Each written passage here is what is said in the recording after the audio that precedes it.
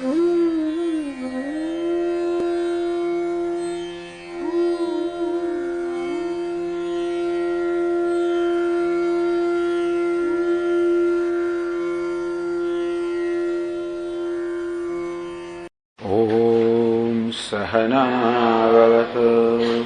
सहनौ भुनक्तु सह वीर्यङ्करवावहै तेजस्विनावधीतमस्तु मा विद्विषावहै। ॐ शान्ति शान्तिः। ॐ पूर्णमदः पूर्णमिदं पूर्णात् पूर्णमुदच्यते पूर्णस्य पूर्णमादाय पूर्णमेवावशिष्यते। ॐ शान्ति शान्ति शान्तिः। श्रुतिस्मृतिपुराणानाम् आलयं करुणालयं नमामि भगवत्पादं शङ्करं लोकशङ्करं शङ्करं शङ्कराचार्यं केशवं बादरायणं सूत्रभाष्यकृतौ वन्दे भगवन्तौ पुनः पुनः। ईश्वरो गुरुरात्मेति मूर्तिने व्योमवद्व्याप्तदेहाय दक्षिणामूर्तये नमः। दद्दिंग आचरण ऋषि अश्विनी कुमार कह रहा है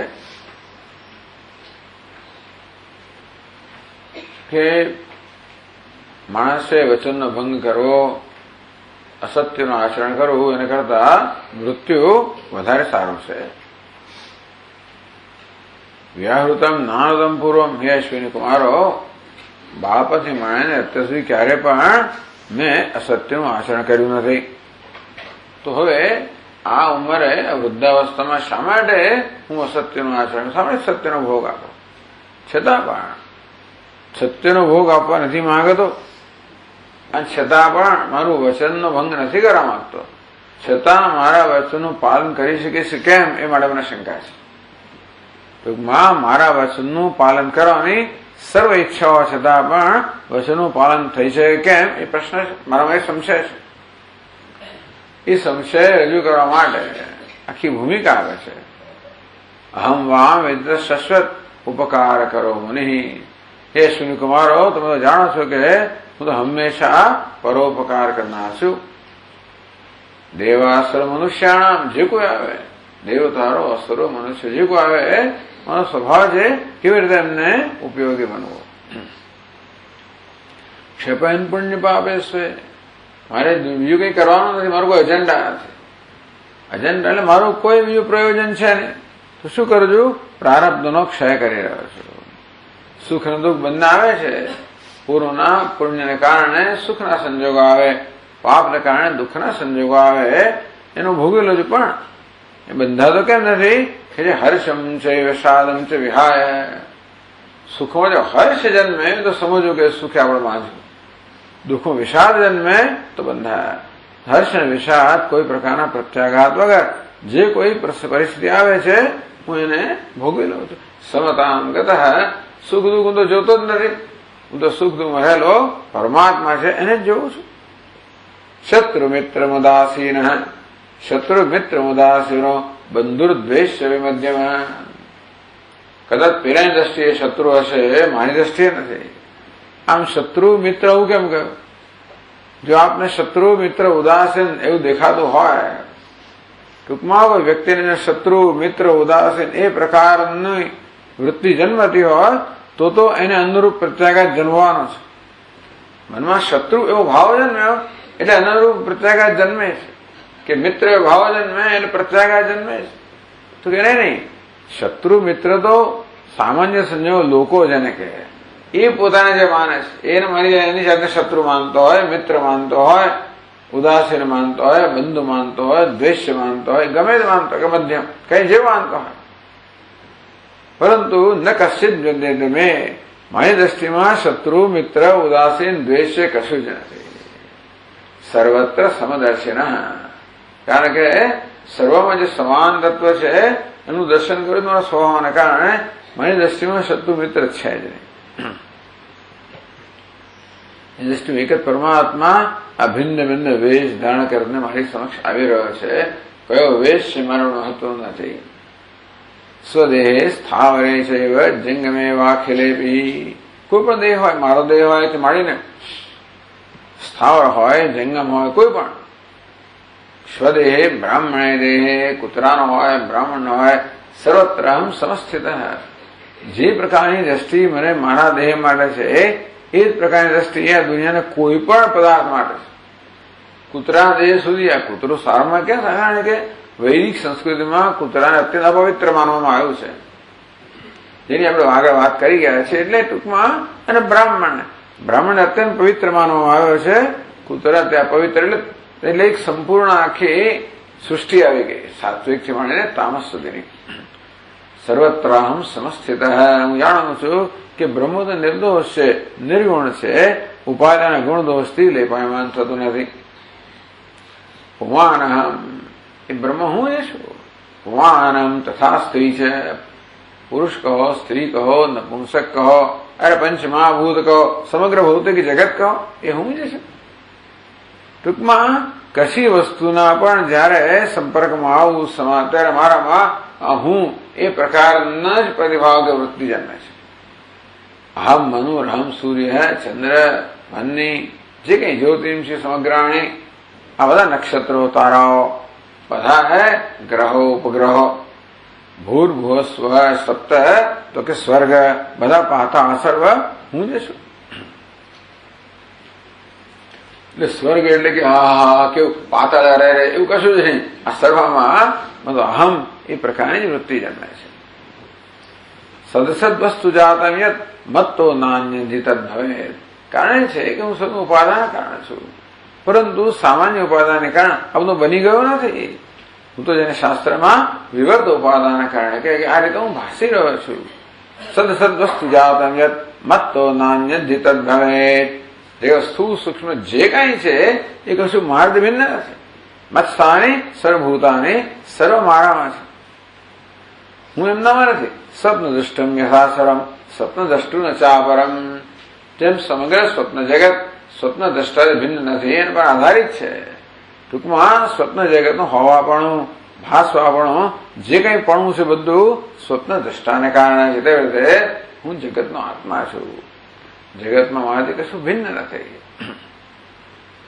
બ્રહ્માંડો દુંબરસ્થાનામ ચતુર્વિધ શરીરણામ ઉચ્ચાવસાનામ આત્માહમ અહંકાર વિવર્જિત. આ સમગ્ર સંસાર વૃક્ષની જે આ વૃક્ષા શાખાઓ છે, જે અસંખ્ય બધી યોનિઓ છે, ઊંચી હોય, નીચી હોય, ઉત્કૃષ્ટ, નિકૃષ્ટ, એ બધામાં બધા સર્વનો આત્મા છે. હવે આપણે બધાને આપણી જાતને બધાનો આત્મા ક્યાં તો અચકાઈએ. કૂતરાનો આત્મા કૂતરાનો આત્મા નહીં, એ દૂર રહેજો. ટૂંકમાં ઉચ્ચાવચાના ઉત્કૃષ્ટ હોય તો મને ડર લાગે નહીં, તો મારે બહુ મોટું કહેવાય, આ તો બહુ ઊંચા કહેવાય, એનો આત્મા તો ના હો, આ તો આવું દુષ્ટ છે, એનો આત્મા હું ના હો. ટૂંકમાં આપણા મનમાં આપણી પોતાની ગ્રંથિઓને કારણે આપોઆપ કેવો અંતર ઉત્પન્ન થઈ જતો હોય છે. ઉચ્ચાવચાના આત્મા ચતુર્વિધ શરીર, પછી જે કંઈ હોય તે ઉદ્ભિજ સ્વેદજ અંડજ જરા જે કંઈ હોય તે બધાનો આત્મા છે. અહંકાર મારો કોઈ ગ્રંથિ નથી, કોઈ કોમ્પ્લેક્સ નથી. હું આ છું ને પેલું નથી, એનું નામ ગ્રંથિ. અહંકારમાં તો આ છું અને તેથી બીજું કશું જ નથી. હું બીજું કશું ના હો તો પછી એની પ્રત્યે કઈ ને કઈ પ્રકારનો પ્રત્યાઘાત હોવાનો, ઊંચું છે, નીચું છે, કઈ પણ અહંકાર છે. મારો હું પણ એટલે હું આ છું ને બીજું નથી, એવી કોઈ પ્રકારની ગ્રંથિ ન હોવાના કારણે આ બધાનો હું આત્મા છું.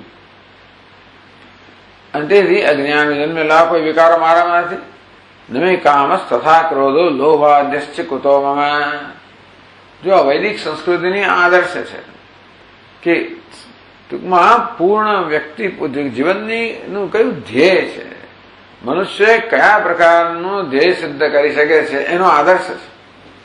વારંવાર આપણને આ જ્ઞાની મહાપુરુષોનું વર્ણન સાંભળવા મળે એનું એક જ કારણ છે કે જેથી એમને માટે એ સ્વાભાવિક છે, પ્રયત્ન રહિત છે, એ દરેક સાધક માટેનો પ્રયત્નથી સિદ્ધ કરવાનું ધ્યેય બની રહે.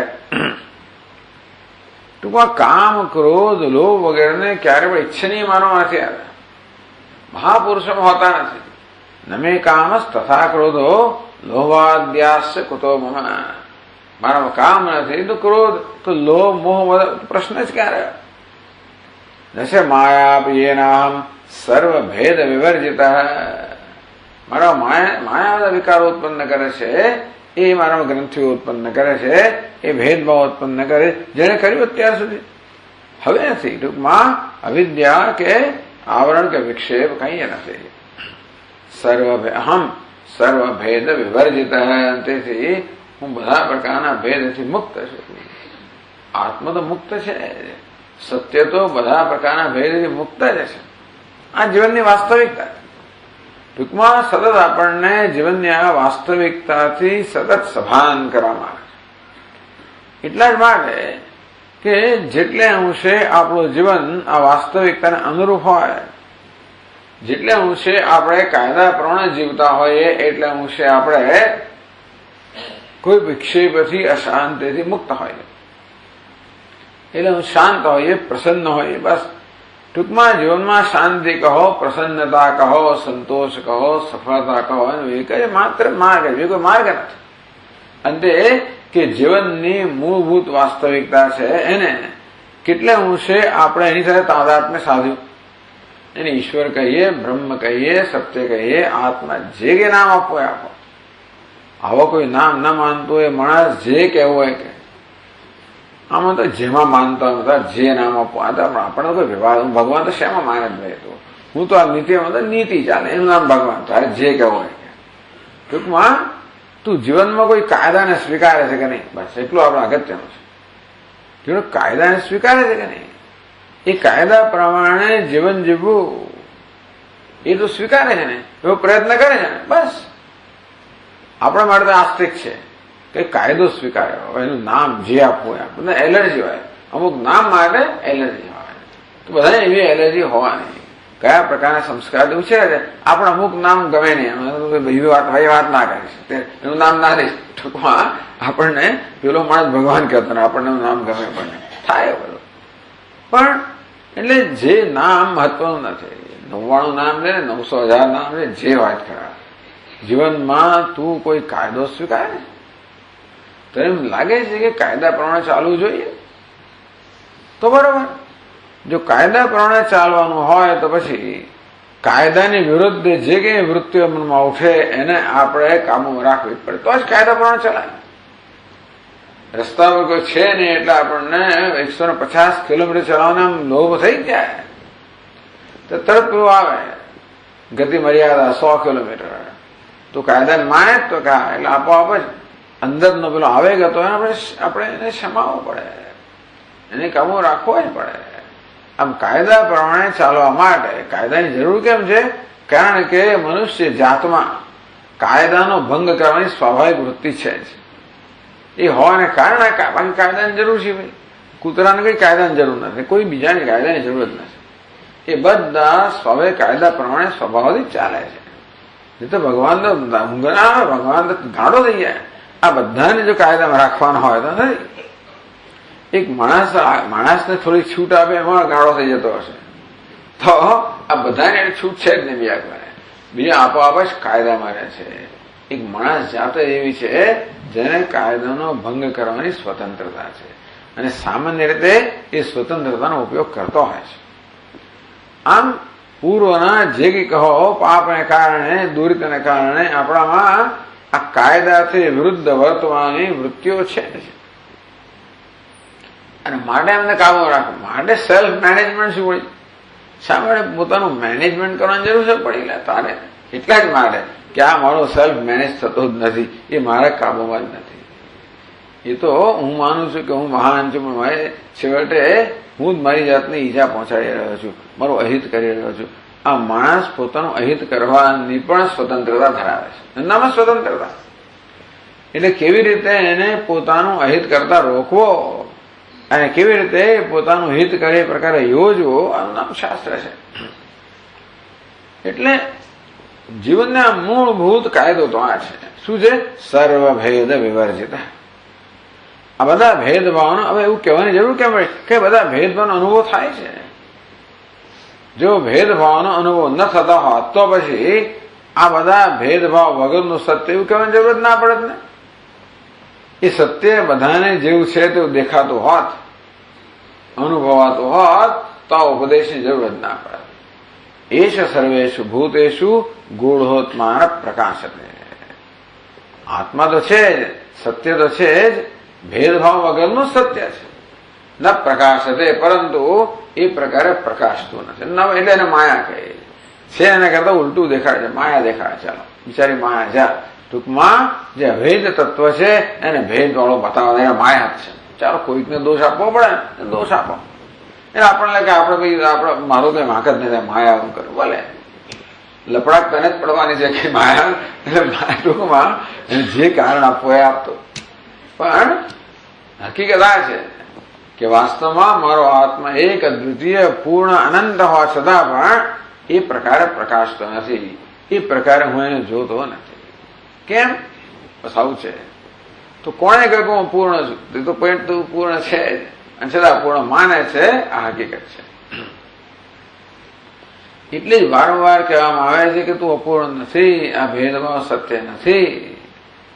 આ ભેદ સત્ય છે, ઐક્ય સત્ય છે, અદ્વિતીયતા સત્ય છે, નિર્ભયતા સત્ય છે, પૂર્ણતા સત્ય છે, અનંતતા આનંદ સત્ય છે. આ દુઃખ શું કશું સત્ય નથી. આ પ્રકારે વારંવાર આપણને જીવનનું મૂળભૂત જે કાયદો કહો, સત્ય કહો, સંવાદિતા કહો, સતત એ આપણે ધ્યાનમાં લાવવામાં આવે છે કે તારું જીવન એના પ્રમાણે ઘડાયું હોવું જોઈએ. જેટલે અંશે તારા જીવનને એને કેન્દ્રમાં રાખીને ઘડે એટલે અંશે તું જીવનમાં સફળતા પ્રાપ્ત કરી શકે. ઋષિ તો બહુ આગળ ઘણું બધું કહે છે. એટલે 138 પાના પર કહે છે આગળ 715 શ્લોકથી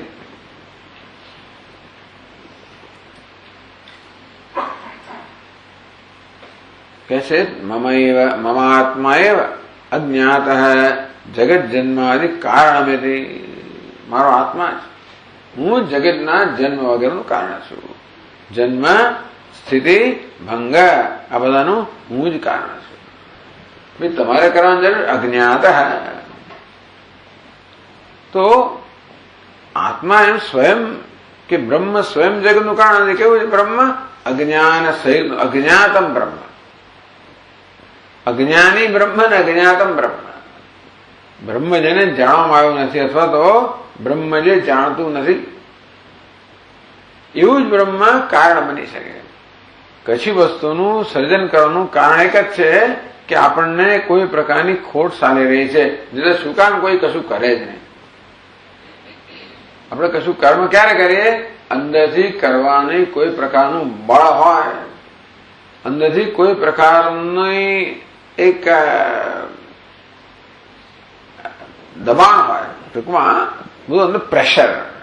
માણસ દબાણથી બધું કરતો હોય. જે નામ આપવું આપણે મોટિવેટ જે કહેવું હોય, મૂળ દબાણ જ છે. જાત જાતનું દબાણ છે. જો અંદરનું દબાણ ના હોય તો માણસ કશું કરે નહીં.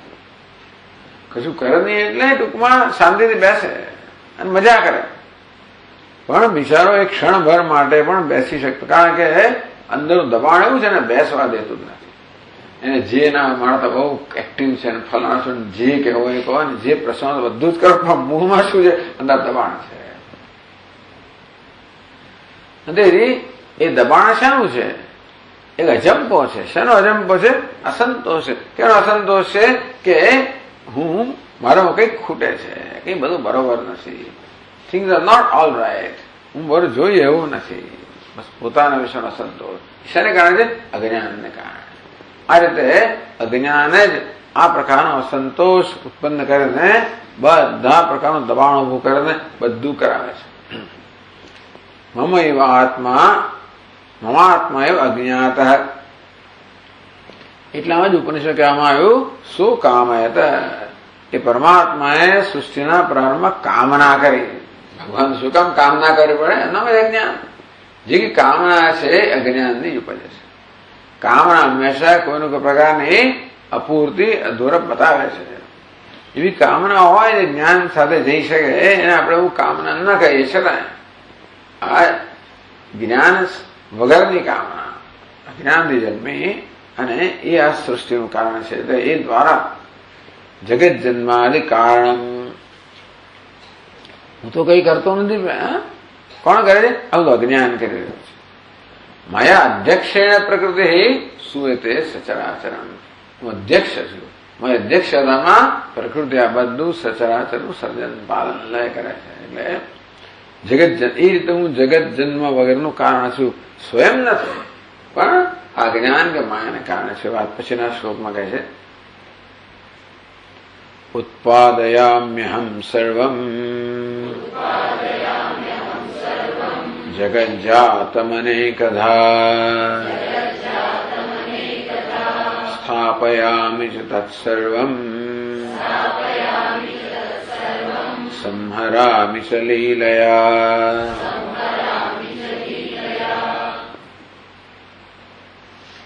ઉત્પાદયામિ અહમ સર્વમ જગત.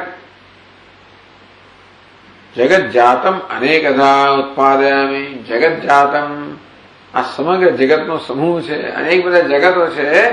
અનેક રીતે એ બધાને ઉત્પાદયામિ હું ઉત્પન્ન કરું છું. સ્થાપયામિ બધાની સ્થિતિ હું જાણું છું. સર્વ સંહરામિ લીલયા આ બધાનો સંહાર હું કરું છું. લીલયા લીલાથી પ્રયત્ન વગર. ટૂંકમાં આ જગતનું સર્જન પાલન લય કરવામાં કશો પ્રયત્ન કરવો પડતો હોત તો આપણે કહ્યું અનેક વાર એ પણ થાકી જાય બિચારો. દરેક પ્રયત્નમાં કોઈને કોઈ પ્રકારની શક્તિનો ક્ષય રહેલો છે. એની જરા જરા ક્ષય થતા છેવટે વ્યક્તિ નષ્ટ થઈ જાય. પણ નહીં લીલયા તમારી સન્નિધિ માત્રથી આ બધું થઈ રહ્યું છે. બસ ઉત્પાદયામિ સ્થાપયામિ સંહરામિ સન્નિધિ માત્રેણ. મારી સન્નિધિ માત્રથી એટલે હું કરું છું એમ પણ ના કહે. હું કરું છું હોય તોય એ મુશ્કેલ. સ્વામીજી કહે કે ભગવાન જોયા જગત સામે કે મેં સર્જ્યું એવું છે એનામાં હોય તકલીફ. મેં તો ગાળો થઈ જાય કે મેં આ સર્જ્યું. એટલે એવું નથી એને નિતર સર્જન કરનાર ગાળો થઈ જાય. આ જોઈને આપણે નથી કર્યું તો ગાળા થઈ જાય છે. જરાક કોઈ પ્રકારની જવાબદારી આપણે લીધી માણસ ગાળો થઈ જાય કે આ મારી જવાબદારી છે અને જોયે કે શું થઈ રહ્યું છે. ભગવાન એટલે કે છે જન્મ કર્મ છે મેં દિવ્યમ નમામ કર્માણ લિંપંતે નમે કર્મ ફલે સ્પૃહા. કોઈ કર્મને લેપાયમાન કરતા નથી. કોઈ કર્મના ફળ મને સ્પૃહા છે.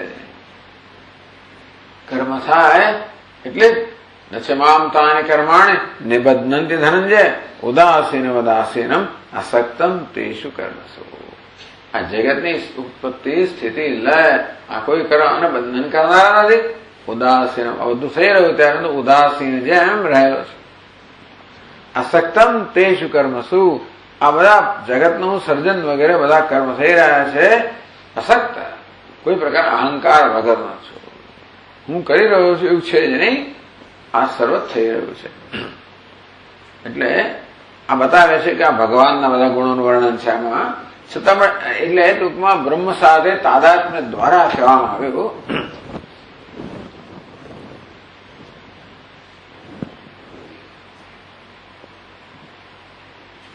તત્ર દૃષ્ટાંતમાં એ વેદાંતનું એક રોજનું દૃષ્ટાંત આપે છે કેવી રીતે તમે ઉત્પન્ન કરો છો પાલન કરો છો વગેરે. ઊર્ણનાભિર્યથા તંતુ સૂર્યત્યત્યજપાતિ ચ સ્વાત્મનૈવ તથૈવાહમ અમૂર્તઃ સંગવર્જિતઃ.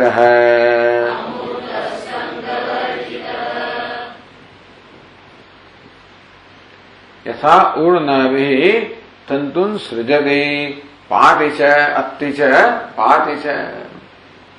જેવી રીતે ઊર્ણનાભિ કીટ સ્વાત્માના એવ કેવી રીતે કરે છે?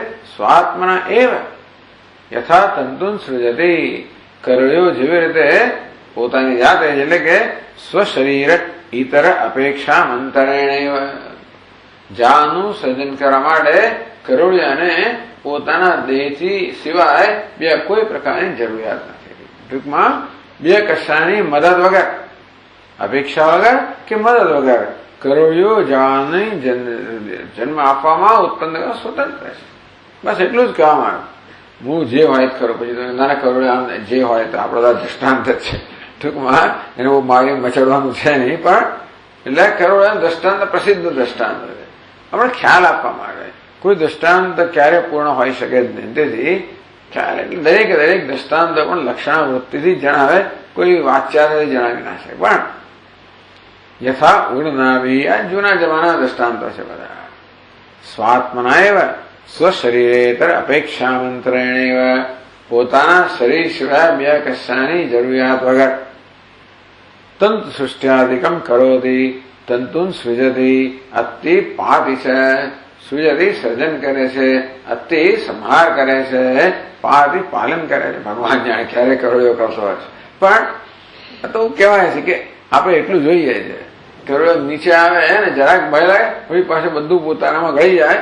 એ જ તંતુ આખી જાગે કરોળિયો ગળ્યો માનતો નથી, પણ કરોળિયો જયારે સર્જન કરતા ઉતરે ને જરાક પાછો ઉપર જાય એટલે પાછું વળી પાછું ગળી જાય. આટલું ખરું. એટલે જાણ એક તંતુ છે એ સર્જન કરે, વળી અત્તે ખાઈ પણ જાય એટલે કે ગળી પણ જાય, પાલન પણ કરે. એવી રીતે તથૈવ અહમ અમૂર્ત સંગવર્જિત તથા અહમ અપી કરોમી. એ પ્રકારે હું પણ આ જગતનું સર્જન પાલન લય કરું છું. પણ કેવું છે? કરોળિયા કરતા થોડોક ફેર છે. શું ફેર છે? અમૂર્ત સંગવર્જિત. એટલે કહ્યું ને દ્રષ્ટાંતમાં જે મર્યાદાઓ છે વાત કરી. કરોળિયો તો રૂપ ધરાવનારો છે. કરોળિયો એક મર્યાદિત જંતુ છે. એના આકાર છે, રૂપ છે, એની વિશેષતાઓ માટા કરી શકે. એને શરીર છે. મૂળ તો કરોળિયો અને શરીર છે. એની નાભીમાં એક પ્રકારની કોઈ લાળ છે. એ લાળ દ્વારા એ આ નારી તંતુનું સર્જન કરતા હોય. કે ભગવાનને શરીર નથી અને કે લાળ નથી, એ દ્વારા સર્જન નથી કરતા. એટલે એ બધી બધા અંશની અંદર કે આપણે દ્રષ્ટાને ઘટાવી ના શકીએ. કયા અંશમાં ઘટાડવાનું? જેવી રીતે તંતુનું સર્જન કરવા માટે કરોળિયાને પોતાના શરીર સિવાય બે કશાની જરૂરિયાત નથી. આમ બે કશાની જરૂરિયાત વગર સ્વતંત્ર રીતે કરોળિયો આ તંતુનું સર્જન કરે છે. બસ આટલું જ. એટલે બીજા બધા અંશ એટલા માટે કહ્યું કે અમૂર્ત અમૂર્તત્વ અનવયવત્વ. કરોળિયો અવયવ છે અને શરીર છે. એટલે એને નાભી છે. એ નાભીની અંદર વળી પાછું આવું છે. તો આ પ્રકારે એ બધી વસ્તુઓ ગણવાની નહીં આવે. ભગવાન એવું નહીં ગણવાનું. એને વળી કયું શરીર છે, કઈ નાભી ને કઈ લાહ છે એ બતાવે ખરા. ભગવાન નાભીમાંથી કમળ જન્મ્યું, અમે બ્રહ્માજી ઉત્પન્ન જન્મ્યા, બધું બરાબર છે, દેખાડે એવું બધું. એટલે એમને માનો કે ભગવાનને નાભી છે વગેરે વગેરે. અમૂર્ત અમૂર્તત્વ નિરવયવત્વ. મને કોઈ અવયવ નથી, મને કોઈ શરીર નથી. એટલે એટલા અંશમાં આ કરોળિયાનું દ્રષ્ટાંત ત્યાં ના લાગવું પડે. વળી કહેવાય અસંગત પ્રસંગ વર્જિત. કરોળિયો જે સર્જન કરે એ તો કઈક અપેક્ષાની જરૂરિયાતથી કરતો હોય. કરોળિયો કઈ ઉપકાર કરવા નહીં નીકળતો, એ પરોપકાર કરવા નહીં નીકળ્યો. એ તો પોતાનો સ્વાર્થ પૂરો કરવા જ કરે છે. એટલે સ્વામીજી કહે ને કરોળિયો કઈ જગ્યાએ જાળું બાંધે. એને અનુભવ છે કે આ પેલી મેડ સર્વન્ટ છે, નોકરાણી છે, એ તો આમ કરીને જતી રહે છે. કોઈ દર આનું ઝાડું ત્યાં અડકતું જ નહીં, ત્યાં ખૂણા ત્યાં જ કરે. આખું વરસ તો ચાલે, પછી કદાચ દિવાળી આવે હજુ પણ આખું વરસ તો અડકવાનું કોઈ નથી ત્યાં આગળ.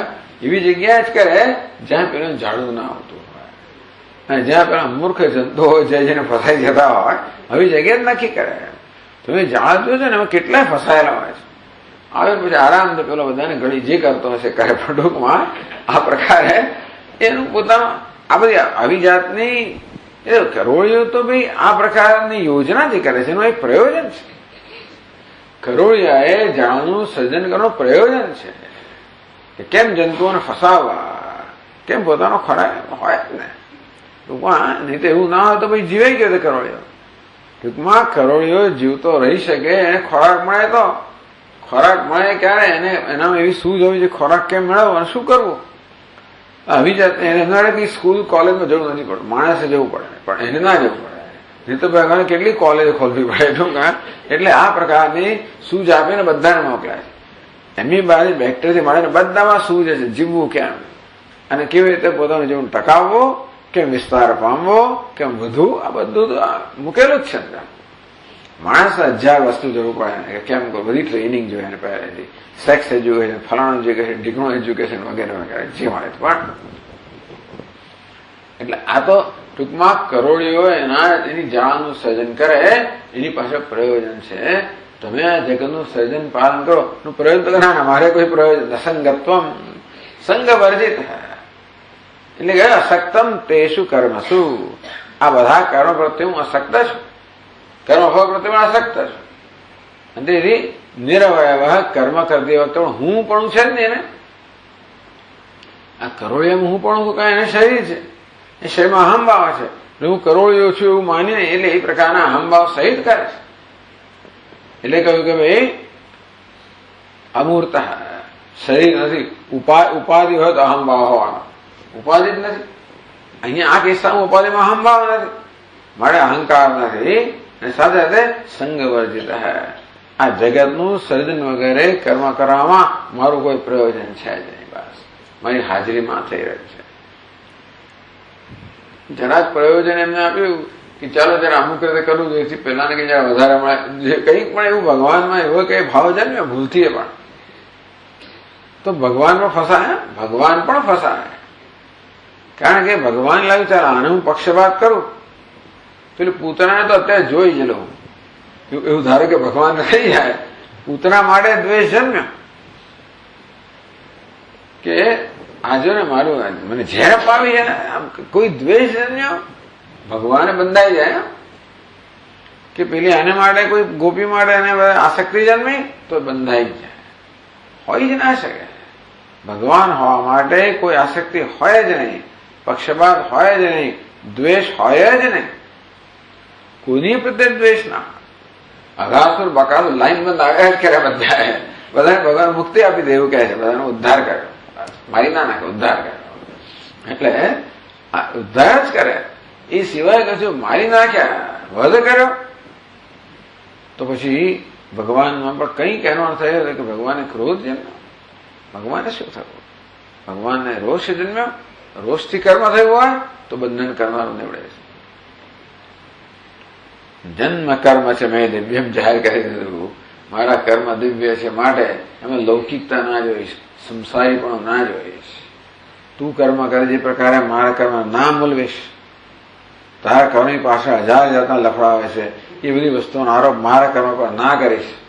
આપણે તો કહીએ જ ને, એ રીતે જ એનું મૂલ્યાંકન કરીએ ને. રામજી આમ કર્યું, કૃષ્ણ આમ પેલા આમ કર્યું, પેલું કર્યું. એટલે ભાઈ તારી જાતનું ત્યાં મૂકીને પછી કે હું કરું તો આવું કહે, માટે એમણે એવું કર્યું, એવું છે આપણે. વિવર્તોપાદનતા છે ઉર્નાભે મમ વિશેષ. ઉર્નાભે કે વિવર્ત ઉપાદાન, એ તો કહ્યું છે પરિણામી ઉપાદાન કારણ છે, પણ હું તો વિવર્ત ઉપાદાન કારણ છું. એ ઉર્નાભ એટલે કે આ દ્રષ્ટાંતમાં મારામાં શું વિશેષતા, એટલે અસમાનતા બતાવી દીધું. ટૂંકમાં મારામાં આટલું જુદા પહોંચે ભાઈ કે મને કોઈ શરીર નથી, હું તો અમૂર્ત છું, મને કોઈ પ્રયોજન નથી, સંગ વર્જિત છું, એનું ખરેખર ઉત્પન્ન કરતો નથી. પેલો ઉર્ણનાભી કરોળિયો ખરેખરી જાળ બનાવે છે, હું કઈ ખરેખર બનાવતો નથી, માત્ર આભાસ ઉત્પન્ન કરું છું. એ વાત પણ પછી એટલે જુઓ, ટૂંકમાં ઋષિ આવો વિચાર કરતા કરતા કેવો બોધ આપી દે છે બધો. તો પછીના શ્લોકમાં કહે છે ભિન્ના નૈવ ચ વિદ્યન્તે સંહાર સ્થિતિ સૃષ્ટયઃ મત્ત સ્વપ્ન દૃશો યદ્વત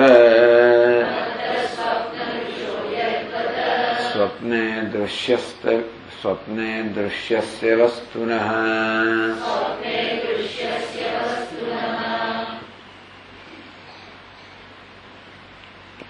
संहार स्थिति सृष्टयः मत्तः भिन्ना नैव विद्यन्ते. ટૂંકમાં આ સંહાર કહો, સૃષ્ટિ કહો, સ્થિતિ કહો, મત મારાથી ભિન્ના નૈવ ચ વિદ્યન્તે, એ ક્યારેય મારાથી ભિન્ન નથી. એટલે કે એમની સ્વતંત્ર સત્તા નથી. સંહાર નામની કોઈ સ્વતંત્ર વસ્તુ નથી. તો કે સ્થિતિ નામની, ઉત્પત્તિ નામની કોઈ સ્વતંત્ર વસ્તુ નથી. મારા કરતા સ્વતંત્ર નથી એટલે શું? એનું હોવાપણું, ભાસવાપણું બધું મારે કારણે છે. હું જે રૂપમાં છું, હું જે ભાસી રહ્યો છું. આમ સંસાર એટલે ઉત્પત્તિ એક આભાસ, મારો જ આભાસ છે. ઉત્પત્તિ, સ્થિતિ, સંહાર બધું એ રૂપ હું ભાસી રહ્યો છું, બાકી હું બની નથી ગયો.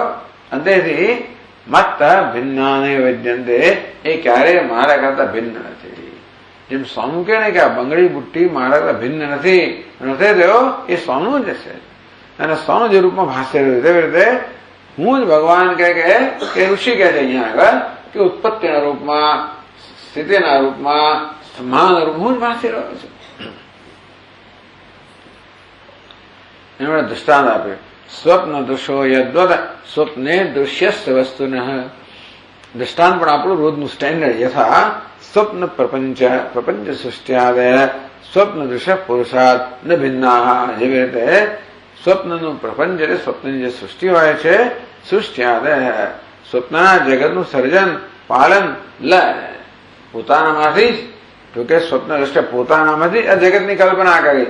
જેમ પેલો જાળ નાખે તેવી રીતે એ ચલાવી રહ્યો છે. એ જોડી પાછો પોતાનામાં એનો જ ઉપસંહાર કરે છે. સ્વપ્ન દૃશ્ય પુરુષાદ ન ભિન્ના. સ્વપ્ન દ્રષ્ટા જો ત્યાં ચાલી જાય તો પેલા રહી ના શકે. સ્વપ્ન દર્શન કરનાર છે ને એ જાગી જાય તો પછી પેલા ત્યાં સ્વતંત્ર રહી ના, નહીતર તો સ્વતંત્ર રહી જાય. એ સ્વપ્ન જગત જો સ્વપ્ન દ્રષ્ટાથી સ્વતંત્ર હોત તો સ્વપ્ન દ્રષ્ટા જાગી જાય અને પેલા હજી ચાલુ રહે. એવું બને તો કેટલી તકલીફ થઈ જતો તો પછી બિચારાઓ રાજવ્યાસ કરે.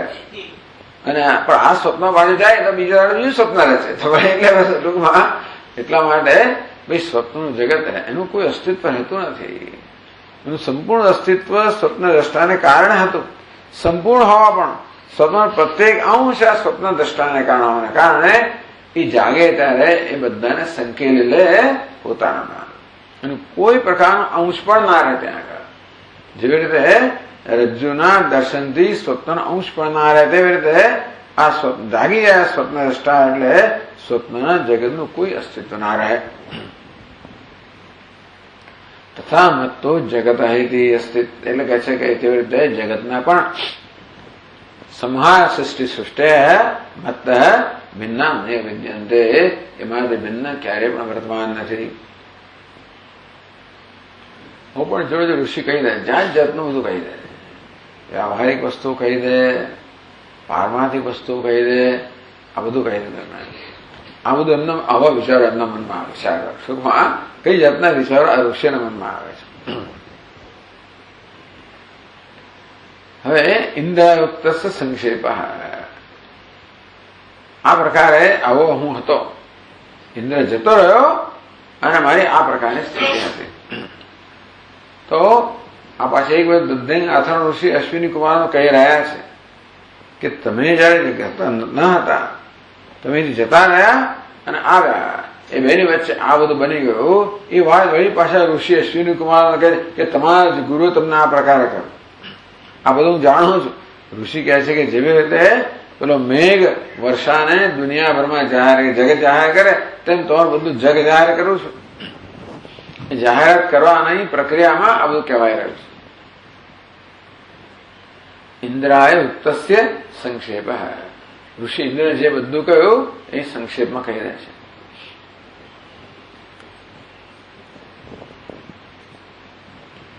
એવં સ્થિતસ્ય કસ્મિંશ્ચિત કાલે શક્ર ઉપાગતઃ આશ્રમં જગદીશોયમ અનુગ્રહ કરો મમ.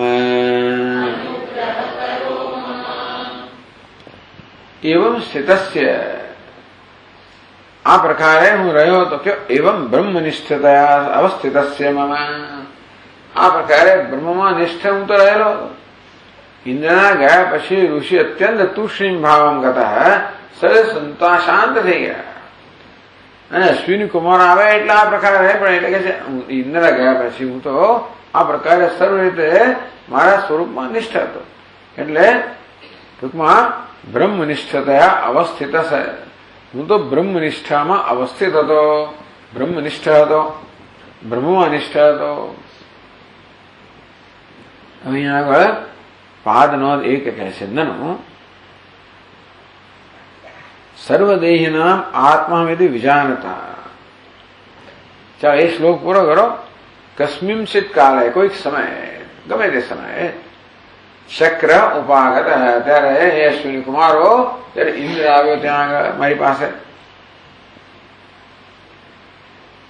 ક્યાં આવ્યો? મમાશ્રમમ, આશ્રમ મમ ઉપાગત, તો ઇન્દ્ર મારા આશ્રમમાં આવ્યો. શા માટે આવ્યો? જગદીશ, સમગ્ર જગતનો સ્વામી છે. એમ અનુગ્રહ કરે. ઇન્દ્ર ક્યારેક ક્યારે આવતો રહે, કારણ કે એને બહુ પ્રેમ છે. અને માટે મારા પર અનુગ્રહ કરવા માટે, મારા પ્રત્યે પ્રેમથી પ્રેરાને ક્યારેક ક્યારેક ઇન્દ્ર પણ મારી મુલાકાત લે. એવી રીતે કોઈક એક મુલાકાતમાં ઇન્દ્ર આવ્યો.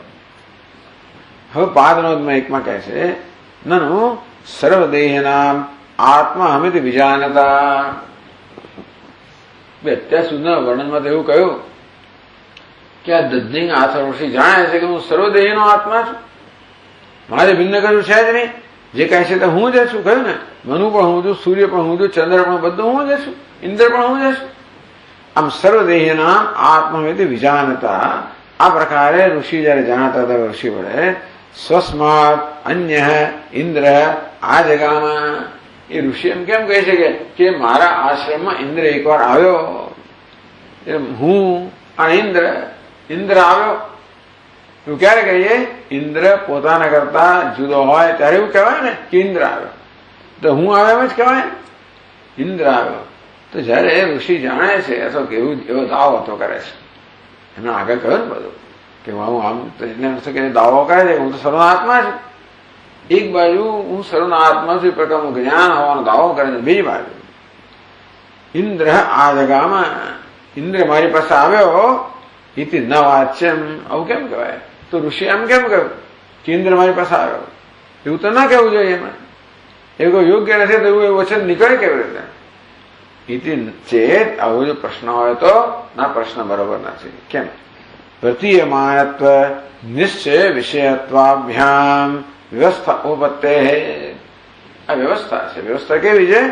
પ્રતીયમાનત્વ અને નિશ્ચય. પ્રતીયમાન વિષય અને નિશ્ચય વિષય.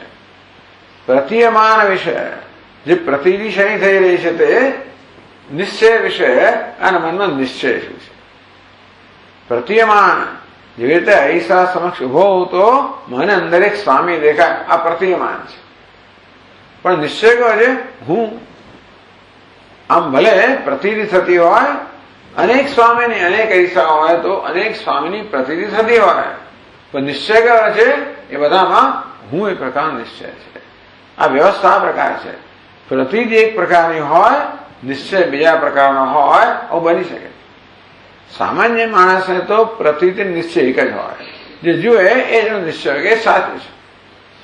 પણ જે આ બધાનું સત્ય જાણે છે એ જાણે છે કે પ્રતિથી જે છે તે એક છે અને પણ નિશ્ચય બીજો છે.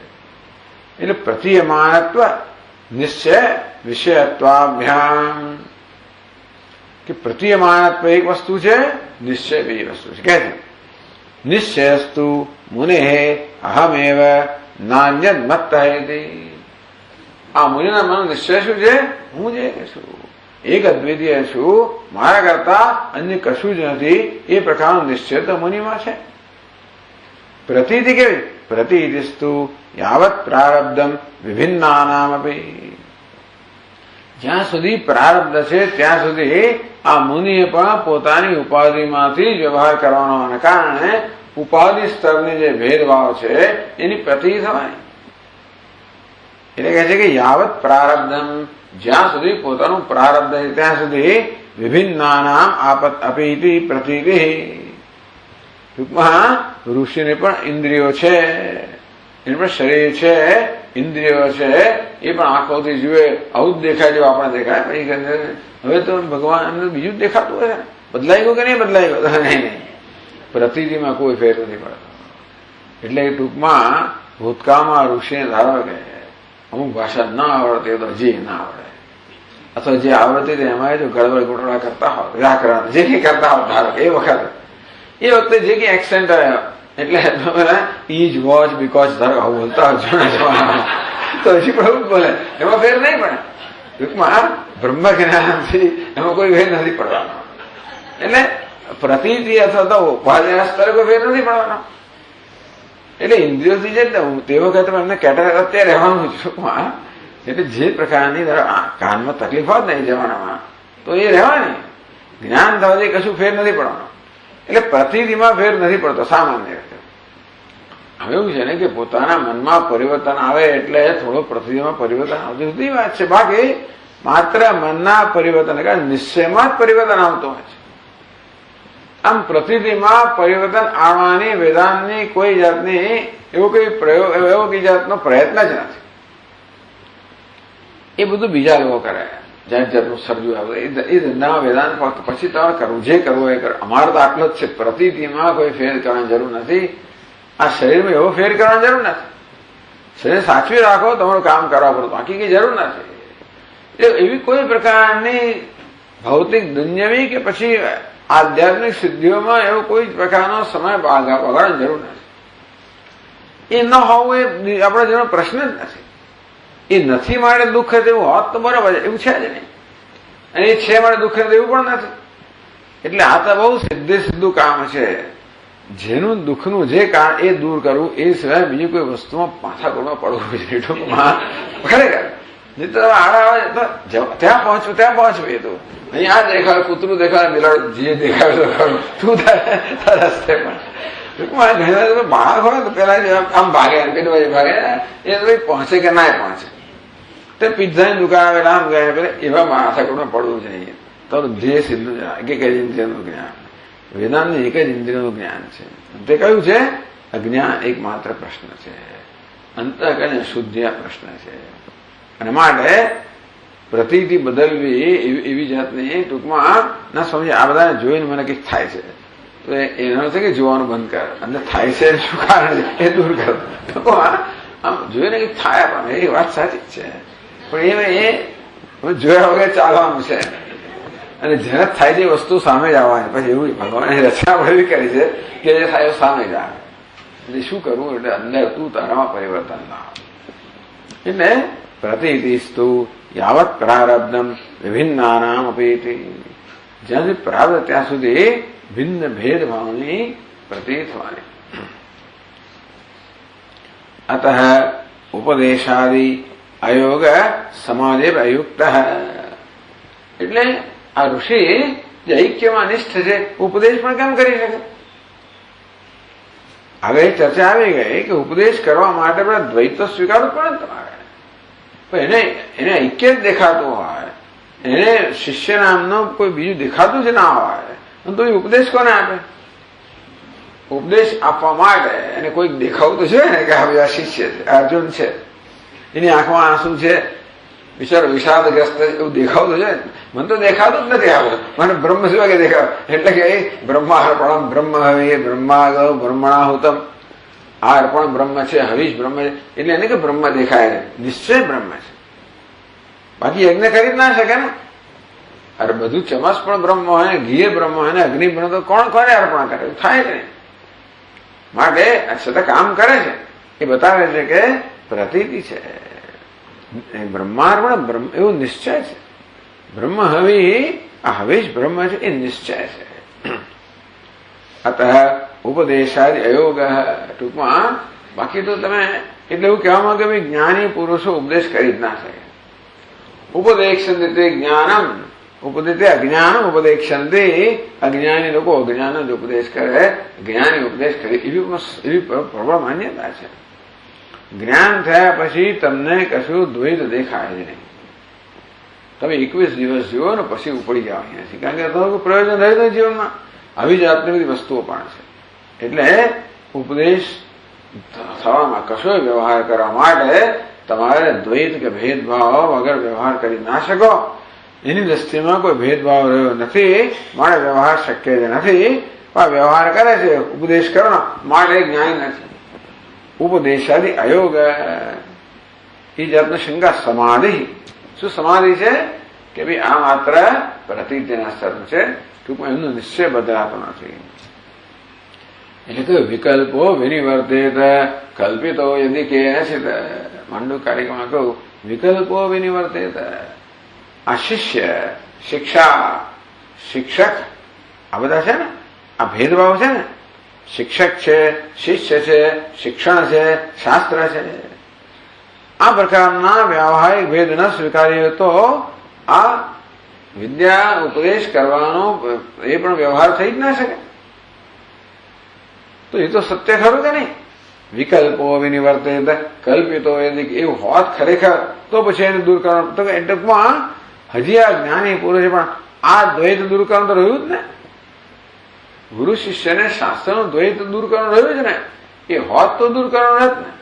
ઉપદેશાદયમ વાદ જ્ઞાતે દ્વૈતમ ન વિદ્યતે. તો ઉપદેશ માટે આ બધો વાદ છે, બસ એ કોઈ વાદ નથી. આ પ્રકારનું સમાધાન કરવામાં આવે છે. ટૂંકમાં જીવન મુક્તિ નામની અવસ્થા છે. આ એક બહુ મોટી ચર્ચાનો વિષય કે જીવન મુક્તિ નામની વસ્તુ છે કે નહીં, હોઈ શકે કે નહીં. એટલે આવી જાતના અહીંયા પ્રબળ દલીલો કરવામાં આવતો કે જીવન મુક્તિ હોય જ ના શકે. મુક્ત થયો એટલે જીવી જ ના શકે. જીવનનું કારણ શું? કે જે યાવત પ્રારબ્ધમ, એ પોતાના સંકલ્પ નથી જીવતો, પોતાના પ્રયોજન મળે નહીં, પ્રારબ્ધને જીવાડે છે અને પ્રારબ્ધ આ બધું કરાવે છે. પ્રારબ્ધમ પુષ્યતિ વપુઃ. આ પ્રારબ્ધ છે એના શરીરને પોષણ આપે છે, એ કઈ કરતો નથી, એ કરાવડાવે છે. એટલે હવે એનામાં કોઈ સ્વતંત્રતા રહી નથી, એનું કોઈ પ્રયોજન નથી, એની કોઈ સંકલ્પ રહ્યો નથી. સર્વ સંકલ્પ સંન્યાસી. કોઈ સંકલ્પ નથી વ્યક્તિગત કે મારે આ કરવું, એવો કોઈ સંકલ્પ નથી. ભગવાન જે સંકલ્પ મૂકે એ પ્રમાણે કઠપુત્રની જેમ એનું જીવન ચાલે છે. એટલે ટૂંકમાં કથામાં પાછા આવીએ તો આ કહી રહ્યા છે કે આવી રીતે હું જયારે બ્રહ્મ જ્ઞાનમાં નિષ્ઠ હતો ત્યારે એક દિવસ કૃપા કરીને ઇન્દ્ર મારી પાસે આવ્યો અને મળવા આવ્યો.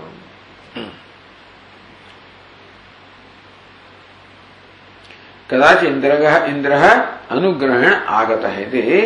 અનુગ્રહ કરવામાં ઇન્દ્ર હંમેશા મારા પર મહાન અનુગ્રહ રાખતો હતો અને તેથી એવો અનુગ્રહ કરવા માટે ઇન્દ્ર સામે ચાલીને આવી ગયો. સમયા પૂજિત પૂજ્ય યથાશક્તિ મહેશ્વર અતિથિ પ્રાર્થિત કિંતે કરવાણી પ્રિયમ વદ. આ બધી કથા છે 188 શ્લોકમાં આવે છે. આ બધું આવી ગયું છે. આ સંક્ષેપમાં ફરી કહેવામાં આવે છે, પણ ત્યારે તમારે છેક 33 પછી ઘેર જઈને 33મા પાના પર 188માં શ્લોક જોશો ત્યારે પછી બધું ત્યાં જોવા મળે છે. એટલે કહું છું ટૂંકમાં તો એટલે આ કથા ત્યાં પ્રારંભ ત્યાંથી થયો.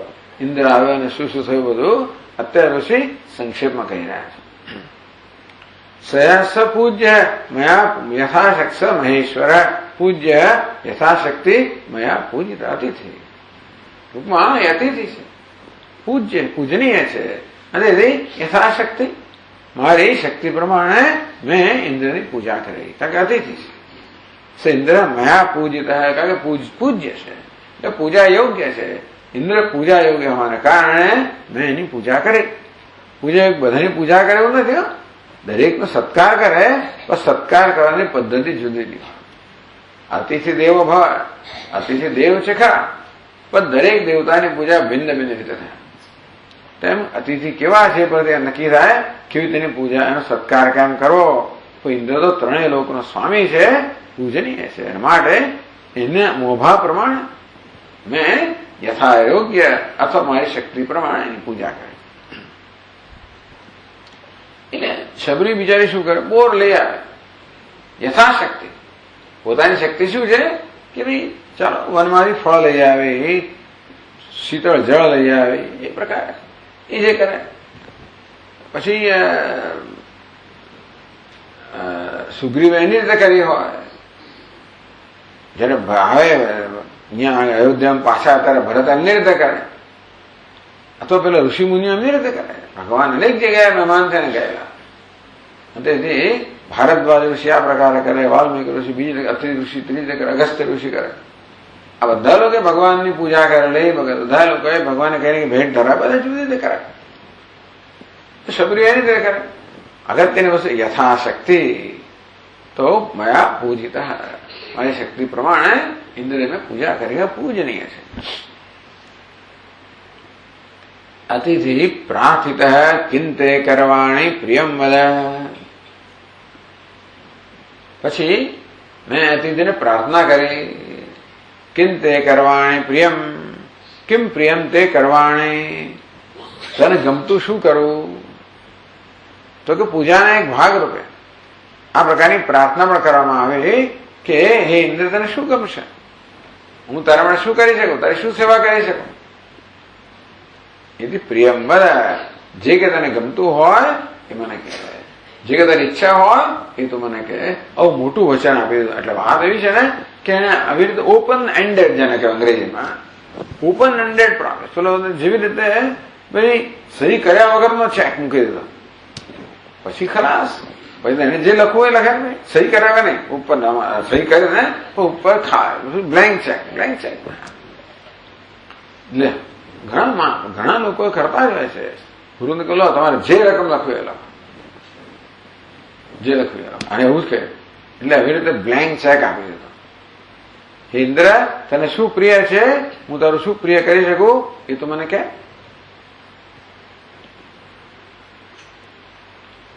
અંતેથી આગળ કહે છે એવ મુક્તે સમામ પ્રાહ વિદ્યાયા અત્યંત દુર્લભા મહ્યમ પ્રયચ્છતામ વિપ્ર પ્રિયમ ચેન્મે કરિષ્યસે. 191 શ્લોકમાં આવું જ કહ્યું ઇન્દ્ર ત્યાં. એવું મુક્તે ઇન્દ્રને જયારે આ પ્રકારે કહેવામાં આવ્યું મારા વડે કે ભાઈ તારે શું જોઈએ છે માગી લે, સચ સમામ પ્રાહ, ત્યારે ઇન્દ્રે પણ એનો બરોબર જ ઉપયોગ કર્યો. જે પ્રકારની છૂટ એને આપે એનો એને પૂરેપૂરો ઉપયોગ કર્યો. એ કહે છે યા અત્યંત દુર્લભ વિદ્યા સમામ પ્રાહ, જે અત્યંત દુર્લભ વિદ્યા હોય એનો ઉપદેશ આપ મને કરો. એવું મેં ઉપેક્ષ ઇન્દ્ર દુર્લભામ બ્રહ્મવિદ્યા યાચિતવાન હતી. એને બ્રહ્મવિદ્યા નથી કહ્યું, એને આટલું જ કહ્યું કે દુર્લભ વસ્તુ હોય, દુર્લભ વિદ્યા હોય મને પ્રદાન કરો, એનો ઉપદેશ કરો.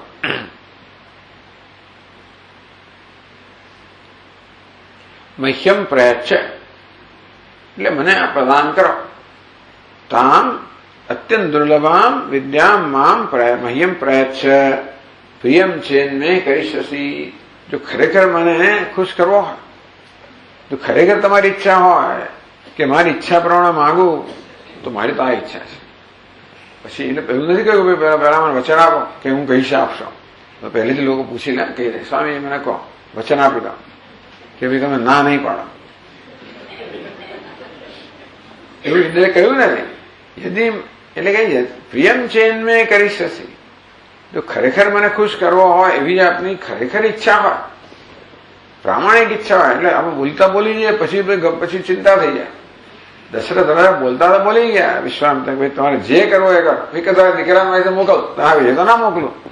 એટલે ટૂંકમાં ઘણી વાર આપણે સમજ ખબર ના હોય અને આપણે એકદમ એવી રીતે આવેગમાં આવી જઈએ, ખુશ થઈ જઈએ ગમે તમારે. અને અથવા ઘણી વાર આપણે ખુશ પણ થઈ જઈએ, દેખાડો કરવા જઈએ, મોટાએ બતાવે, જાત જાતની પ્રયોજનો છે, ઘણી જાતના ઈરાદા હોય કહેવામાં. આમ ઉદારતા બહાર દેખાતી હોય, ઉદારતાની પાસે સાચી ઉદારતા પણ હોય. ક્યારેક ક્યારેક ખબર છે કે કશું માંગવાનું નથી, એટલે ભલે ને ઉદારતા શું કામ ના દાખવી દઈએ, માગશે જોઈ લેશે એવું પણ ગણતરી હોય, જે કઈ હોય એટલે એની પાસે જાત જાતની વસ્તુ હોય છે. એટલે માણસનું કહેવાનું એક વસ્તુ હોય, અંદર શું હોય તો ભગવાન જાણતો હોય તો જાણે, બાકી કશું કોઈ જાણે પણ નહીં. ભલ ભલા કઈ ગુલાડો ખાઈ જાય છે ટૂંકમાં, તેથી પણ એવું જ હોય, તો એવું છે, એમાં કઈ ખરું ખોટું કશું નથી. આ નામ સંસાર કહેવાય, કારણ કે એવું કરવું જ પડે માણસે.